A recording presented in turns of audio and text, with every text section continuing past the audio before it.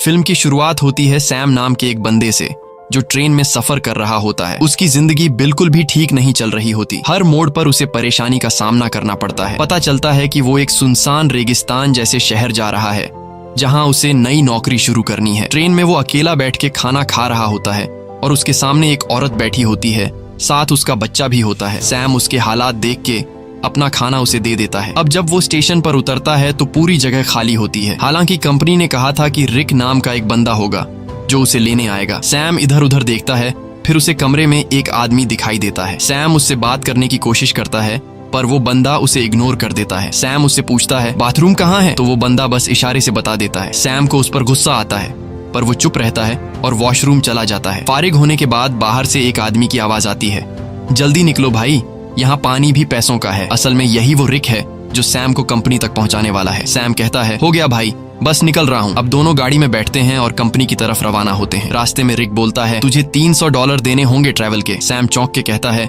यार कंपनी ने तो कहा था $200। रिक गुस्से में कहता है अगर 300 दे सकता है तो ठीक, नहीं तो उतर जा। सैम सोचता है कि कोई दूसरा रास्ता तो है नहीं, तो वो मान जाता है। थोड़ी देर बाद गर्मी बहुत ज्यादा हो जाती है। सैम एसी ऑन करने की कोशिश करता है। रिक तुरंत गुस्से में कहता है हाथ मत लगाना एसी को वरना इंजन बैठ जाएगा। अचानक गाड़ी का टायर पंक्चर हो जाता है। रिक खुद कुछ नहीं करता और सैम से कहता है चल टायर तू बदल। सैम मजबूरी में टायर बदलने लगता है। इसी दौरान वो देखता है कि एक कुत्ता दूसरे कुत्ते को मार रहा होता है। ये देखकर सैम बहुत ज्यादा डर जाता है। रिक आता है और कहता है ओ भाई कांप क्यों रहा है, ये होता रहता है। फिर वो जख्मी कुत्ते को खुद मार देता है ताकि उसे और तकलीफ ना हो। सैम बड़ी मुश्किल से टायर बदलता है। फिर दोनों वापस गाड़ी में बैठते हैं। रात को फ्यूल भरने के लिए गाड़ी रोकते हैं और वहीं रात गुजारने का प्लान बनाते हैं। दोनों लकड़ियां जमा करते हैं, आग जलाते हैं। रिक पूछता है तू इतनी दूर कंपनी क्यों जा रहा है। सैम कहता है यार जिंदगी बहुत मुश्किल चल रही है, मैं चाहता हूँ किसी का मोहताज न बनूं और मुझे यकीन है कि उस कंपनी में मुझे कोई अच्छी जॉब मिल जाएगी। रिक कहता है तू एक अच्छा इंसान है लेकिन जिस जगह तू जा रहा है ना वहाँ सब खून चूस लेते हैं, सीधा बंदा वहाँ बचता नहीं। सैम कहता है चलो देखते हैं क्या होता है। अगले दिन फिर सफर शुरू होता है। अब सैम ड्राइव कर रहा होता है। रिक सो जाता है।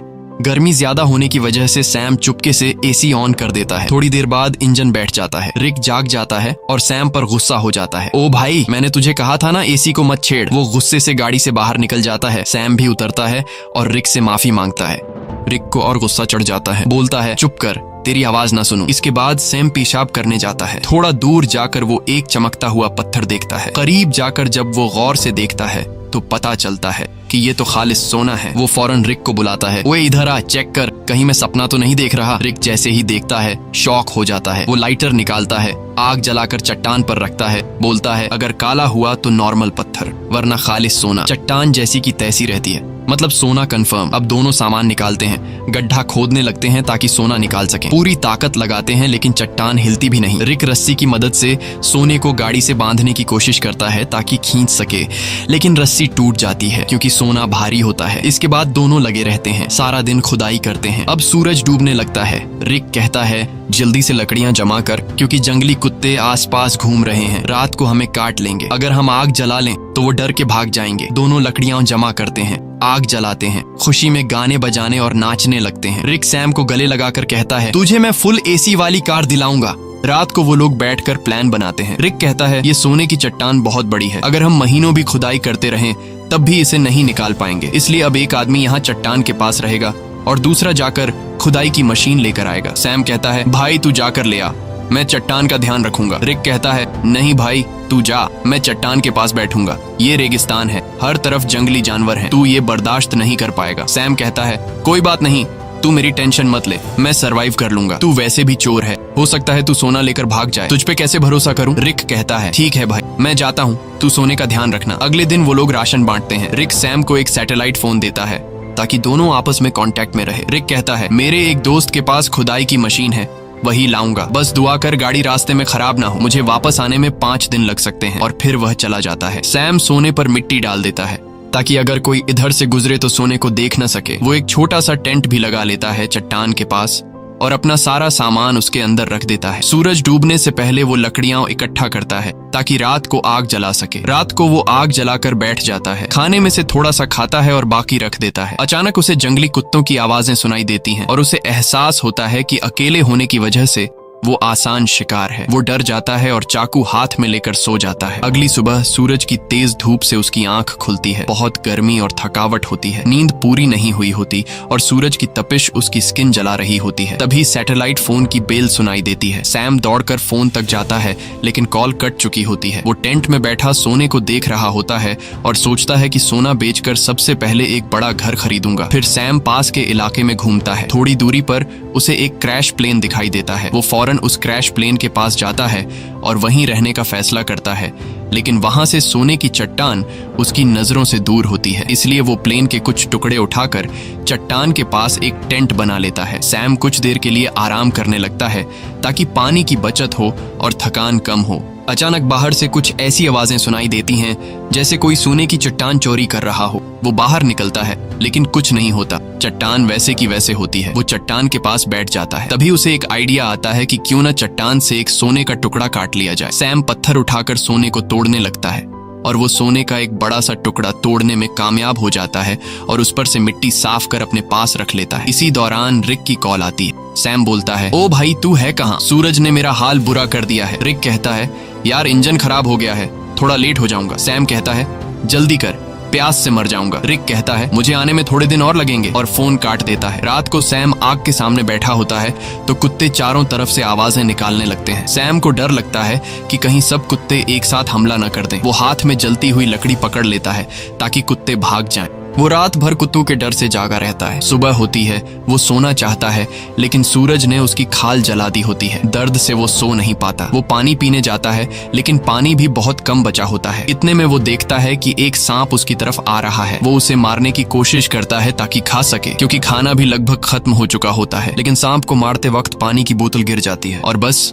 थोड़ा सा पानी बचता है। फिर वो दोबारा प्लेन वाले एरिया में जाता है, उम्मीद करता है कि शायद कुछ खाने पीने को मिल जाए। तभी वो देखता है कि दूर से एक इंसान आ रहा है। वो फौरन अंदर जाकर प्लेन में छुप जाता है, लेकिन वो इंसान प्लेन के पास आ जाता है और सैम को बाहर आने को कहता है। करीब आकर पता चलता है कि वो तो एक लड़की है जो उससे बात करना चाहती है, लेकिन सैम उससे बात करने को तैयार नहीं होता।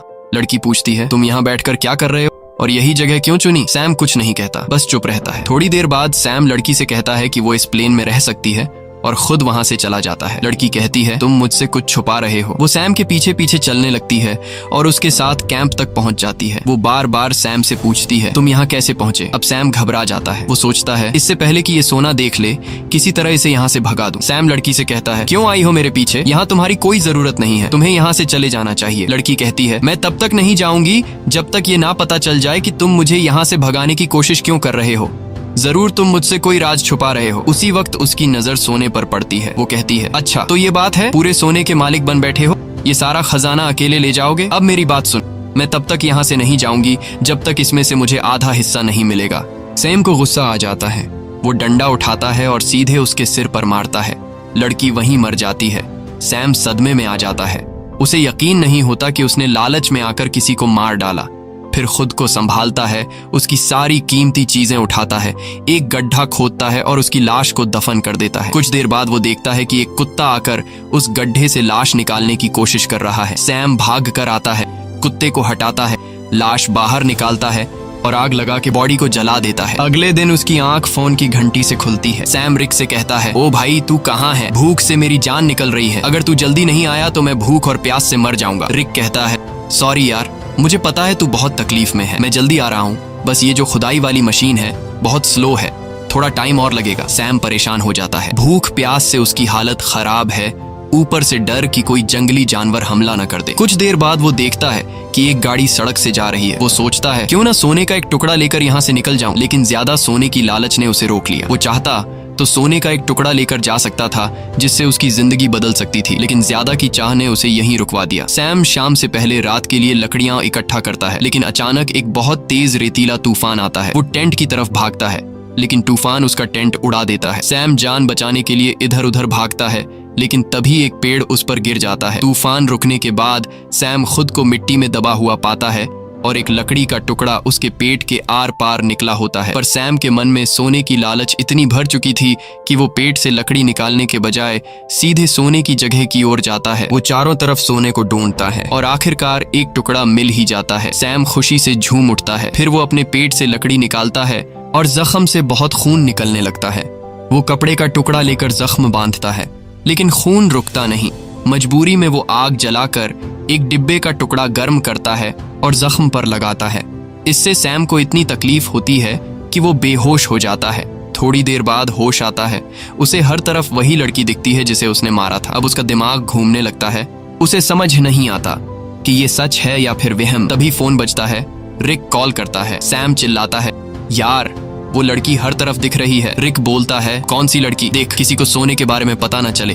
अगर किसी को पता चल भी गया हो तो उसे मार डाल। लेकिन सैम की हालत इतनी खराब होती है कि वो किसी को मार तो क्या, अपने पैरों पर खड़ा भी नहीं हो सकता। वो जमीन पर रेंग रहा होता है। जवाब देने की भी हिम्मत नहीं होती। अचानक वही लड़की सामने खड़ी नजर आती है, लेकिन इस बार उसके चेहरे पर कोई जख्म नहीं होते। वो सैम को पानी पिलाती है और मदद करने को कहती है, लेकिन सैम सोने की लालच में इतना अंधा हो गया था कि वो मदद लेने से भी इनकार कर देता है। सैम डरते हुए कहता है, मैंने तुम्हें मार डाला था, दूर रहो। वो बोलती है, बस इतना बता दो, क्या मेरी जुड़वा बहन यहाँ से गुजरी है? तब सैम को यकीन हो जाता है कि ये वहम नहीं है, बल्कि ये उसी लड़की की बहन है जिसे उसने मारा था। सैम कहता है, नहीं, मैंने कुछ नहीं देखा, बस तुम यहाँ से चली जाओ। जिसके बाद वो लड़की वहाँ से चली जाती है। कुछ देर बाद जंगली कुत्ते उसके पास आने लगते हैं और उसे चारों तरफ से घेर लेते हैं। वो तुरंत रिक को फोन करता है।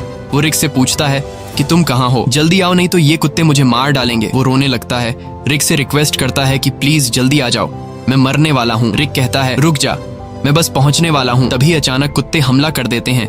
एक एक करके सब उसे नोचने लगते हैं। यहाँ हम देखते हैं कि रिक सैम से दूर बैठकर दूरबीन से सब कुछ देख रहा होता है। असल में वो कई दिन पहले मशीन लेकर वहां पहुंच गया था और बस वो सैम के मरने का इंतजार कर रहा था ताकि वो अकेले सारा का सारा सोना ले जा सके। जिसके बाद रिक छिपकर खड़ा होता है। वो देखता है कि सैम को जंगली कुत्ते घसीट कर ले जा रहे हैं। तब भी सैम सोने की तरफ देख रहा होता है। जिसके बाद जंगली कुत्ते सैम को नोच नोच कर खा जाते हैं। रिक को जब पक्का यकीन हो जाता है कि सैम मर गया है, वो गाड़ी लेकर सोना उठाने आता है, लेकिन अचानक एक तीर आकर सीधे उसके सीने में लगता है और वो भी मर जाता है। ये तीर चलाने वाली कोई और नहीं बल्कि वही लड़की की जुड़वा बहन होती है।